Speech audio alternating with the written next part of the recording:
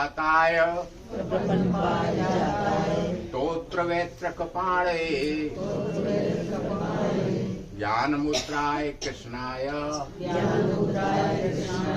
गीतामृत दुहे नमः। जो शरण में उनकी जाता है प्रपन्न पारिजाता है, उनके लिए कल्प वृक्ष जैसे। सबके लिए नहीं है, जो भाग गए सत्संग सुने में उनके लिए थोड़े ही है। जो शरण में उनकी जाता है प्रपन्न पारिजात, पारिजात कहते हैं कल्प वृक्ष को। कल्प वृक्ष के लिए क्या महिमा है कि वहां जो चाहो तो हो जाता है, जो चाहो तो बोलना भी नहीं पड़ता। तो उनकी शरण में जो पहुंच जाता है फिर तुम जो चाहो सो करवा हो जाता है।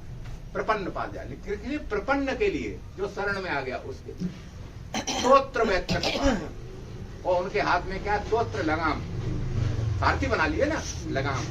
वैत्रक माने बैत होता है ना हाँकने वाला। हाँ, तो बैत भी मारते हैं, हमारे भी मारते हैं, हम बिलबिलाते हैं। शरण में नहीं है इसलिए बिलबिलाते हैं। हाय भगवान हमारे लिए ऐसा कर दिया, मेरा लड़का मार डाला, मेरी जो है माँ मार डाली और मुझे बीमारी कर दी, मुझे तो दर्द कर दिया तुमने। अरे तुम्हें बैत जब पड़ता है ना उस पे घोड़े पे बैल पे सही रास्ते पे लाने के लिए पड़ता है। भाई सही रास्ते पे चलेगा तो कोई मारता है हाँकने वाला। अब उनके हाथ में तुमने शरण ले ली और बैत भी पकड़ा दिया तो दंड भी देते हैं और लगाम भी खींचते हैं, रोकते भी। भाई उसका सारथी का क्या काम है? घोड़े गलत रास्ते पे जाए तो खींचेगा ना, नहीं तो खड्डे में गिरेगा, बिल्कुल पूरा रथ ही खराब हो जाएगा, गड्ढ बड्ढ हो जाएगा, एक्सीडेंट पूरा भयंकर। तो स्तोत्र वैत्र कपाणे दे दिया लगाम अर्जुन ने। क्या हमारे ये रथ जो है किधर जाएगा हमें इसकी चिंता नहीं है, आप जहां खड़ा कर दोगे वही स्तोत्र वैत्र कपाणे। वो तीन दिन निर्णय हो गया तो अर्जुन को दंड भी मिले, ऐसा थोड़ा ही है लाठी का अर्जुन तो नहीं पड़ी। अरे भाई सगा बेटा मरवा दिया, अपना भांजा अभिमन्यु, सबसे ज्यादा विचलित उस दिन अर्जुन हुए, अपना भांजा भी नहीं छोड़ा उन्होंने, मरवा दिया। लेकिन अर्जुन प्रसन्न रहे अंदर से, जो कुछ कर रहे हैं करवा रहे हैं, उस दिन वो दूर ले गए रथ को। अगर अर्जुन वहां होते तो अभिमन्यु मारा नहीं जाता। जानबूझ के अभिमन्यु को चक्रव्यूह में प्रवेश कराते समय भगवान उसके रथ को बहुत दूर ले गए, लेकिन निर्णय उनका था, रथ उनके हाथ में था। उसने ये नहीं कहा कि महाराज इधर क्यों ले जा रहे हो, लौटाओ, मेरा बच्चा फंस सकता है वहां, क्योंकि वहां इस बेहू को तोड़ने वाला कोई नहीं। तो दंड वहां भी मिले, अर्जुन ने कोई प्रश्न नहीं उठाया। तो श्रीमद् भगवत गीता के पीछे संदेश ये है, स्तोत्र वैत्र कपाणे ज्ञान मुद्राय कृष्णाय। अब ज्ञान मुद्रा के धारण करने वाले जो कृष्ण हैं वो गीता का उपदेश है, वही गीता का उपदेश हुआ। अगर अर्जुन कृष्ण का चुनाव नहीं करता तो गीता भी नहीं आती, और अर्जुन भाग ही जाता, कोई रोकने वाला नहीं था वहां पर भगवान के अलावा, और एक तरफा युद्ध हो जाता, पापी जीत जाते, धर्मात्मा हार जाते, और हमेशा के लिए विजय हो जाती। क्या होता, कितना अत्याचार होता पृथ्वी पर, क्या होता, कोई कल्पना नहीं कर सकता। भगवान ने उसे रोक लिया, तो निर्णय तो उसी दिन हो गया। गीता के अंत में भी संजय उवाच, धृतराष्ट्र को सुना दिया, यत्र योगेश्वरा कृष्णो यत्र पार्थो धनुधरा तत्र श्री विजयो भूतिर दुर्वा नीतिर मतिर्मम। संजय ने पूरी गीता के बाद कह दिया, जिधर भगवान श्री कृष्ण खड़े हैं, जिस साइड में, ये जिधर अर्जुन खड़ा है उनका आज्ञाकारी, उनकी शरण होकर के, वहां श्री भी आएगी, वैभव विजय भी आएगी और विभूति भी आएगी। तत्र श्री विजयो भूतिर ध्रुवा नीतिर मतिर्मम। हे राजन, धृतराष्ट्र से कहा, ये अटल नीति है, मैं बता रहा हूं तुमको। लेकिन वो अंधा जिससे गीता शुरू हुई, आखिर में भी उसकी आंखें नहीं खुली, आखिर में भी नहीं खुली आंखें। नहीं कह देता भीष्म पितामह आ गए हैं सरसैया पर, और लोग बच जाएंगे, युद्ध को बंद करा। जब उधर ही की तो होनी है, और तू कह रहा है संजय तो युद्ध बंद कराओ। इसके बाद जो सर्वनाश होना है, द्रोण मारे जाने हैं, कृप मारे जाने हैं, कर्ण मारे जाने हैं, तमाम महारथी मारे जा रहे हैं, अनेकों अच्छोनी सेना मारी जानी है, बचा लो। अब गीता मैंने भी सुन ली, गीता तो राष्ट्र ने भी सुनी, गीता केवल अर्जुन ने नहीं सुनी, गीता तो संजय ने भी सुनी। संजय ने सुनी, उसने समझ लिया कि विजय उधर ही होगी, और धृतराष्ट्र को सुना भी दी कि विजय उधर ही होगी। लेकिन गीता धृतराष्ट्र ने सुन के भी नहीं सुनी। वो केवल अंधा नहीं था, बुद्धि से बहरा भी था, उसने सुन के भी नहीं सुनी। परिणाम हुआ सर्वनाश। ये दुर्भाग्य है कि गीता धृतराष्ट्रवाद से शुरू होती है। इतना पवित्र ग्रंथ, इतना ऊंचा ज्ञान श्री भगवान वाद से शुरू होना चाहिए। तो भगवान बोले हैं, लेकिन गीता का पहला श्लोक कौन बोल रहा है? धृतराष्ट्रवाद। अंधा बोल रहा है, अंधा बोल रहा है, तो अंधा बोल रहा है, उसमें कोई बुराई नहीं। भाई अंधा जो है, अगर किसी आंख के विशेषज्ञ डॉक्टर के पास जाता है तो वो दिखा रहा है उसका, लेकिन अंधा वहां दवाई लेकर के भी दवाई न खाए, तो ये दुर्भाग्य की बात है। धृतराष्ट्रवाद बुरा नहीं है। अब बीमारी भी बता दी उसमें, पहले श्लोक में बीमारी छिपी हुई है जहां से सारी समस्याएं खड़ी होती हैं हमारी जीवन की। तो कान खोल के सुनिए आप लोग। क्या है पहला श्लोक? धर्म क्षेत्रे कुरुक्षेत्रे संवेता योत्सवा मामकः पांडवाश्च किम अकुर्वत संजय। हे संजय, धर्म क्षेत्र कुरुक्षेत्र में दोनों तरफ की सेनाएं जहां इकट्ठी हुई, वहां मेरे और पांडु के पुत्रों ने क्या क्या किया है? ये क्या किया? अब धृतराष्ट्र ताऊ में उनके है? और बाप मर गए है? पांडवों के पिता नहीं है, धृतराष्ट्र ताऊ हुए बड़े पिता हैं। अब सारी जिम्मेदारी उन पर ही है, कोई पालन पोषण कर रहे हैं उनका। अब उनके अंदर रोग क्या लगा? मामका और पांडवा, मेरे और पांडु के भेद। जबकि पांडव उनके पहले थे, उनको ज्यादा प्यार देना चाहिए। मेरे और पांडु के पुत्रों ने क्या किया? हमारी सारी समस्याएं यहीं से शुरू होती हैं। ये है अंधे की दृष्टि। अंधा ऐसे ही दिखता है, अंधे को अपने पराये दिखाई देते हैं। अपना दुष्ट है तो भी सही है, यही तो बीमारी थी, और दूसरे सही है तो भी गलत है। मामका पांडवाश्च किम अकुर्वत संजय। हे संजय, उनने क्या किया? लेकिन अच्छी बात क्या है, कोई जब बोलता है तो उसमें सारा बुरा नहीं होता है। धर्म क्षेत्रे कुरुक्षेत्र, पहला शब्द बहुत अच्छा निकला उसके मुंह। धर्म क्षेत्रे कुरुक्षेत्र, धर्म क्षेत्र कुरुक्षेत्र में, यानी गीता धर्म का मार्ग सिखाने वाली पुस्तक है। कहां से शुरू हुई? धर्म से, और समापन कहाँ हुआ? धर्म से। सर्वधर्मान परित्यज्य, सारा का सारा धर्म जहां से स्थापित हुआ, फिर कहा धर्म भी छोड़ दो। कांटा हाथ में पकड़ाया गाय के लिए, कांटा निकालने के लिए, फिर क्या कहा? वो कांटा तो निकल गया, अब ये निकालने वाला कांटा भी छोड़ दो, इसको रख के क्या दो, ये भी चुप जाएगा नहीं तो। धर्म से भी ऊपर उठो। किम अकुर्वत संजय। धर्म क्षेत्र कुरुक्षेत्र, कुरुक्षेत्र माने कर्म क्षेत्र। हम सब कर्म क्षेत्र में सब कर्म कर रहे हैं। कुरुक्षेत्र, धर्म क्षेत्र कुरुक्षेत्र, अर्थ क्या है? क्षेत्र गीता में कहा है शरीर को, क्षेत्र क्षेत्र के विभाग योग। कौन सा अध्याय है? 14वां 13वां आज तो नंबर ले रहे मास्टर। 13वां अध्याय। 14वां क्या है फिर बताओ? 14वां क्या है? 14वां का नाम क्या है? गुणत्रय विभाग योग। 3 गुणों की चर्चा है ना, गुणत्रय विभाग योग है। तो क्षेत्र और क्षेत्रज्ञ वो दूसरे में भी आया है, देह और देही है। तो धर्म क्षेत्र कुरुक्षेत्र का अर्थ क्या है? तुम्हारे ये शरीर रूपी क्षेत्र में क्या रहना चाहिए? धर्म। क्षेत्रे क्षेत्रे धर्म, धर्म क्षेत्र।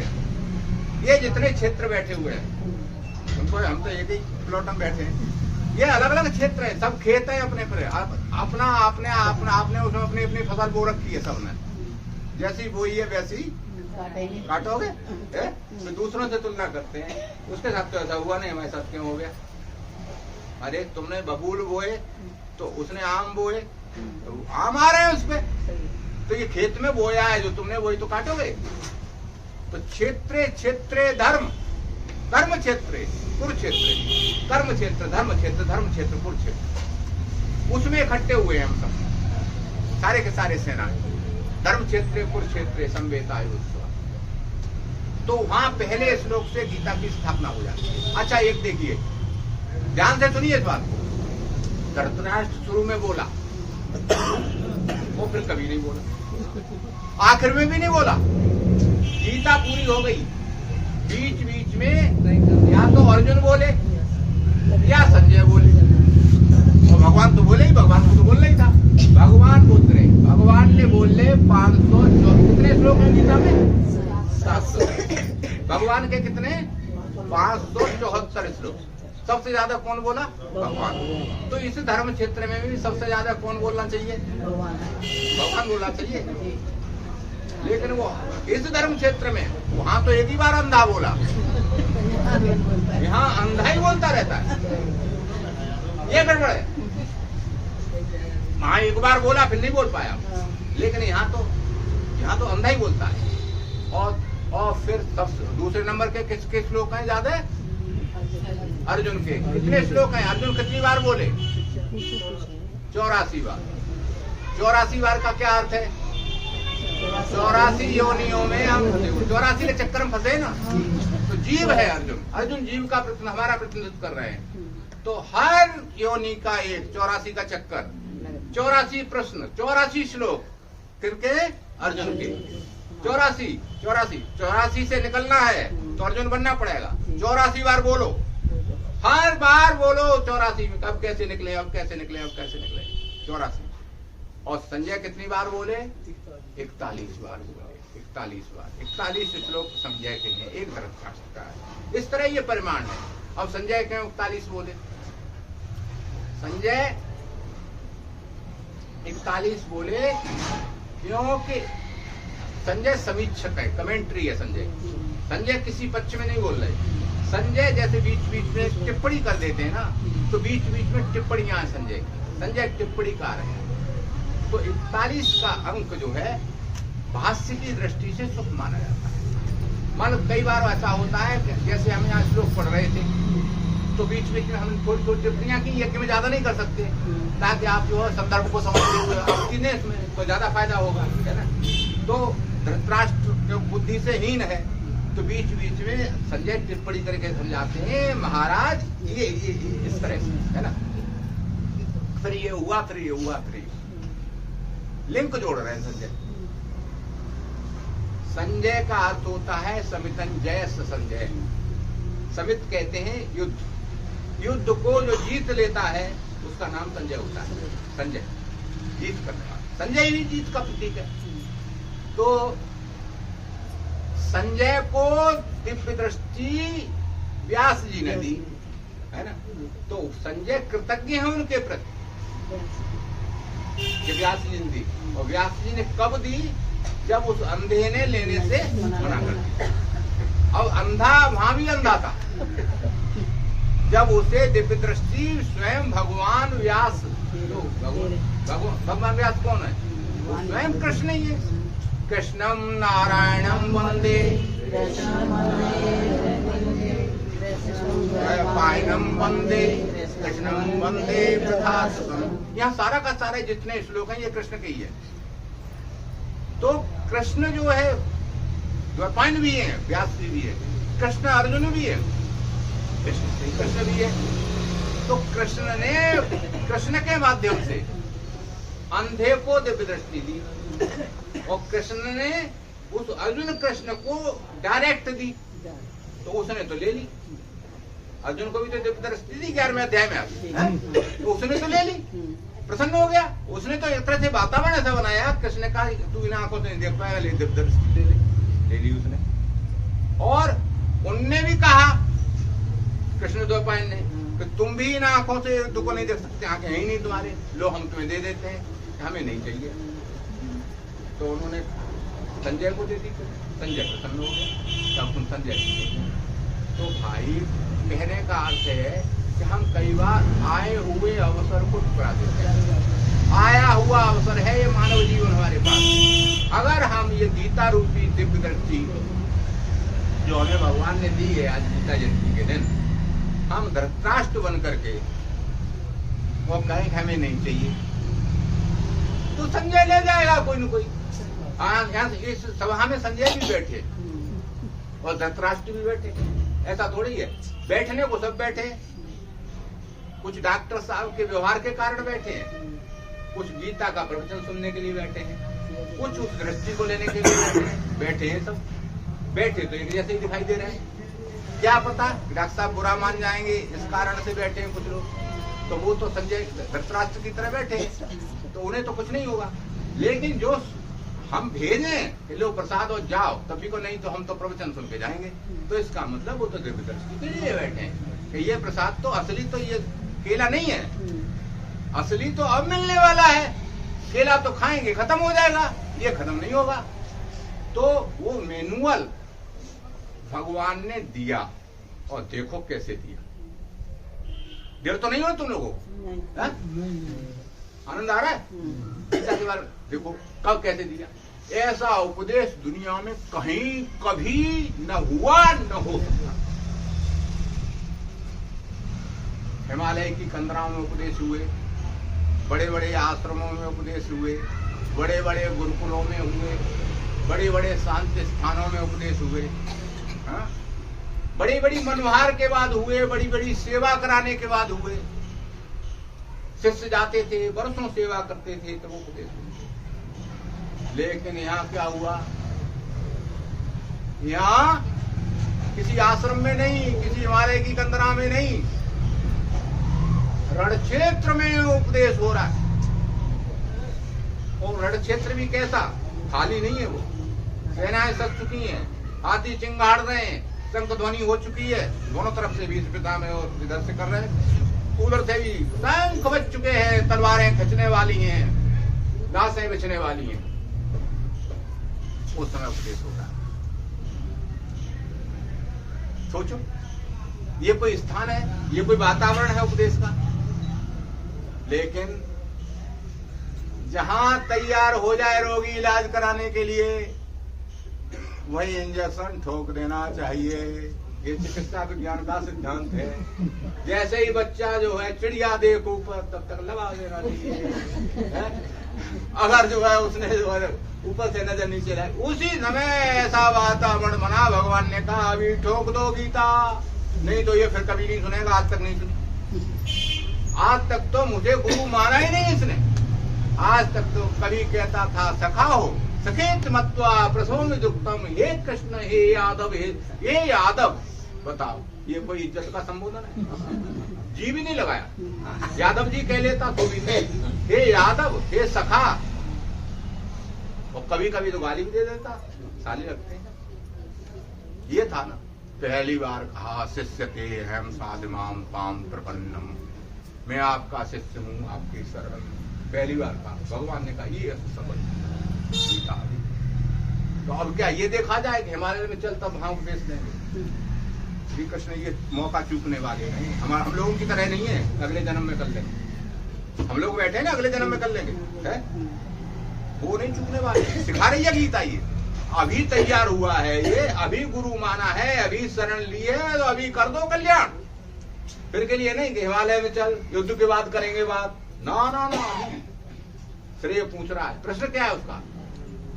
सच्चे शिष्य की पहचान यही है कि वो प्रश्न किस तरह पूछ रहा है। इस प्रश्न को कभी नहीं पूछा अर्जुन ने। क्या प्रश्न था? ये श्रेय श्यान निश्चितम ब्रूहि तन्वे शिष्यते हम साधमा। मेरा कल्याण किसमें है? ये नहीं पूछा कि युद्ध लड़ने में फायदा होगा, हार होगी कि जीत होगी। हमारी तुम्हारी तरह होता तो यही पूछता क्या होगा परिणाम युद्ध का, तो होता। कल्याण किसमें है? प्रश्न ये है।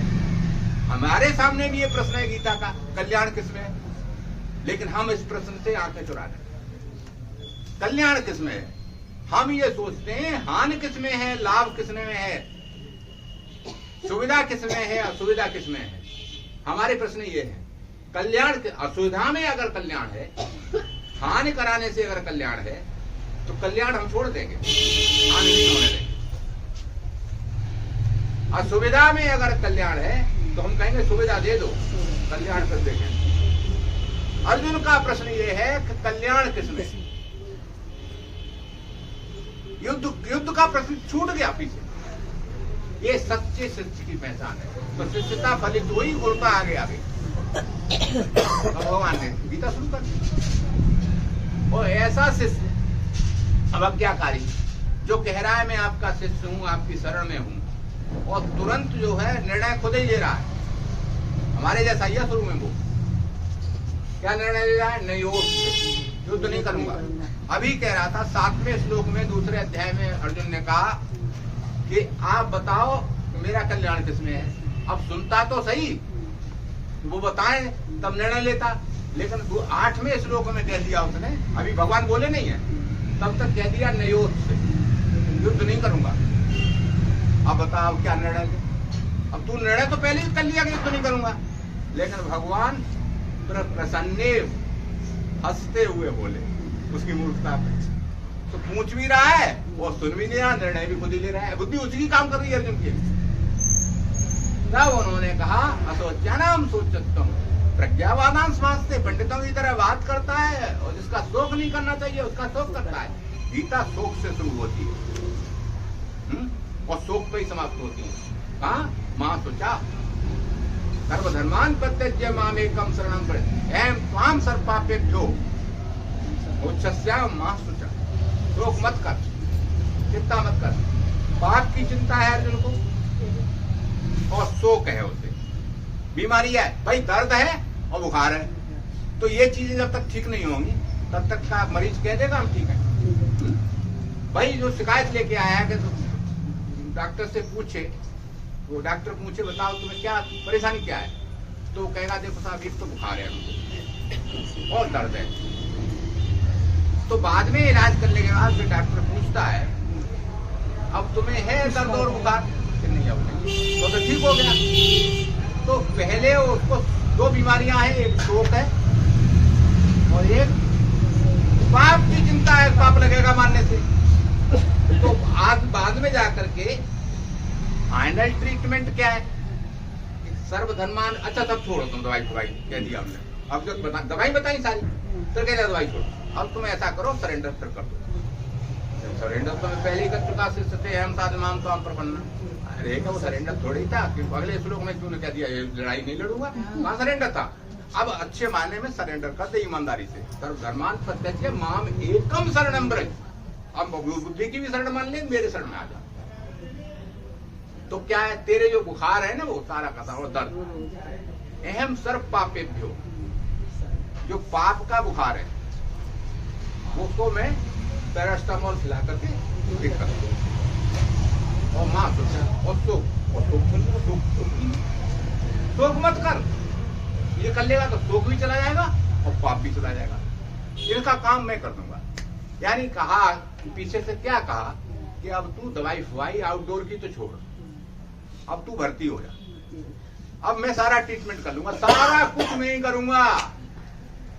अस्पताल में भर्ती होता है, उसका घर वालों को भी घंटे के लिए मिलने देते, बड़े बड़े अस्पतालों में वहां सब अस्पताल ही करता है, कब दवाई देनी है, कब जो है तुम्हें जो है नाश्ता देना है, कब चाय देना है, क्या करना है, उधर से आती है। अस्पताल की जिम्मेदारी है।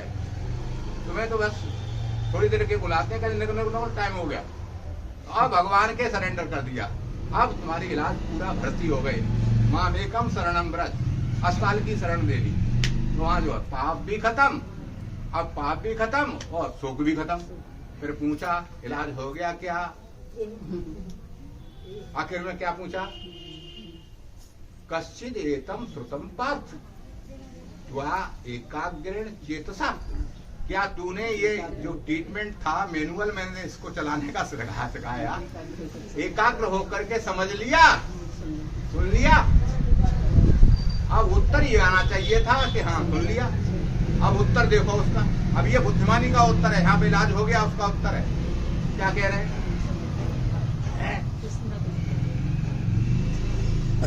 क्या हुआ? इस्मत लब्धा और नष्टो मोह। अब हम तुमसे पूछे सन की बात, उत्तर दो तुम बन का। ये कहीं हो सकता है क्या? पूछा ये जा रहा है कि तुमने सुना कि नहीं सुना है, तो तुम्हारा उत्तर सीधा सीधा क्या आना चाहिए कि हाँ सुना। और उत्तर क्या दे रहे हो है कि जो है तो ये पूछे कि तुमने दवाई खाई कि नहीं खाई, डॉक्टर पूछे तो तुमको उत्तर क्या होना चाहिए? खाली। अब उत्तर क्या आ रहा है कि हमारा दर्द भी ठीक हो गया, बुखार भी ठीक हो गया, इसका मतलब खाई लियो। तो अब अर्जुन का उत्तर क्या है? आगे का उत्तर है वो भगवान पूछ रहे, एक कदम मुझसे आगे एक कदम आगे अर्जुन बोल रहा है। अब देखो बुद्धिमानी का उत्तर, भगवान से पूछा कि सुना कि नहीं सुना, ये नहीं पूछा तुम्हारा शोक गया कि नहीं गया है? अर्जुन कह रहे हैं मेरा तो संदेह चला गया, यानी वो बीमारी चली गई है और इसमें लब्धा और याद आ गई। क्या? अपने सॉफ्टवेयर हार्डवेयर की सारी फंक्शन की याद आ गई। कैसे? क्या गड़बड़ी हमने की?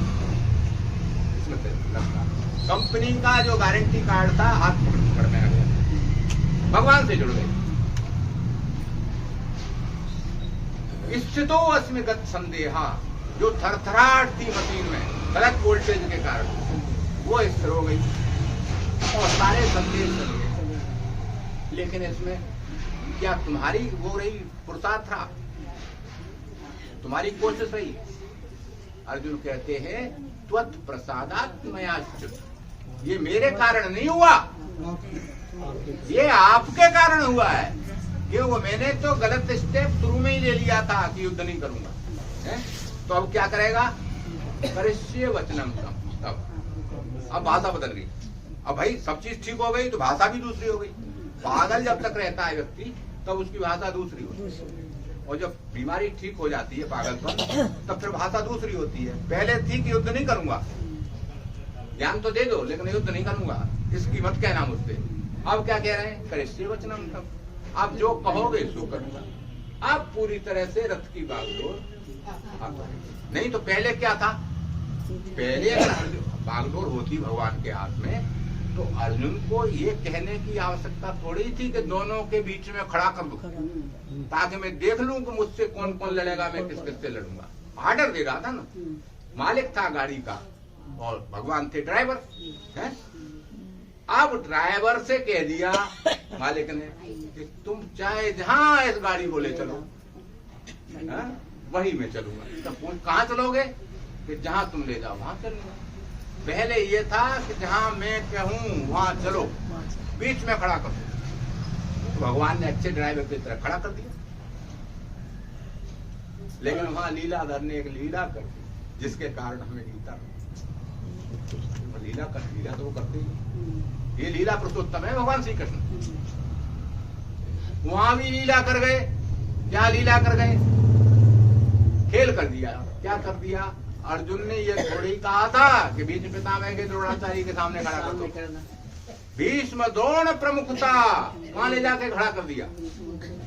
अगर वो दुर्योधन के सामने खड़े कर देते, शकुनी के सामने खड़ा कर देते, जयद्रथ के सामने खड़ा कर देते ले जाकर के रथ को जहाँ पे खड़े थे, तो अर्जुन को मोह होता? अरे टूट पड़ता उनसे तो मारने के लिए। तो ये मौका कब मिले सुजयदर को मार डालूं, उसने मेरे पुत्र के छाती पर पैर रखा था, सिर पर पैर रखा, इस कर्ण को मार डालूं, घेर के मार डालूं। वहां नहीं ले गए, कर्ण तो था ही नहीं। खैर तब तक भीष्मपितामह के तक वह कर्ण नहीं आए थे, बाकी सब थे, वहां नहीं ले गए। अब भगवान ने लीलाधर ने क्या लीला की, वहां जाके खड़ा कर दिया, जिनकी गोद में खेले थे, जिनसे ये गांडीव जिनसे पकड़ना सीखा था, वहां खड़ा कर दिया।